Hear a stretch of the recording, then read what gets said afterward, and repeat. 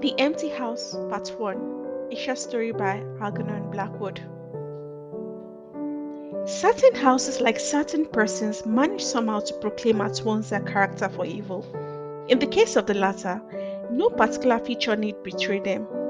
They may boast an open countenance and an ingenious smile, and yet a little of their company leaves the unutterable conviction that there is something radically amiss with their being, that they are evil. Willy-nilly, they seem to communicate an atmosphere of secret and wicked thoughts, which make those in their immediate neighborhood shrink from them as from a thing diseased. And perhaps with houses, the same principle is operative, and is the aroma of evil deeds committed under a particular roof, long after the actual doers have passed away, that makes the goose flesh come and the hair rise. Something of the original passion of the evildoer and of the horror felt by its victim enters the heart of the innocent watcher, and he becomes suddenly conscious of tingling nerves, creeping skin, and chilling of the blood. Is terror stricken without apparent cause. There was manifestly nothing in the external appearance of this particular house to bear out the tales of the horror that was said to reign within. It was neither lonely nor unkept. It stood crowded into a corner of the square and looked exactly like the houses on either side of it.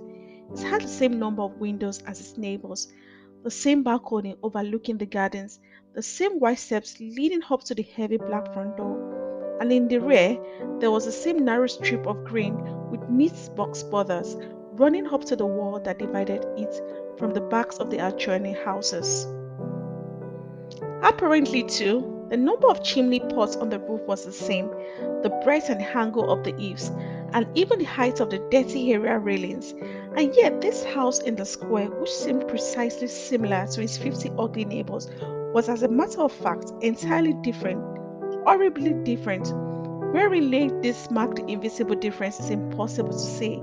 It cannot be ascribed only to the imagination.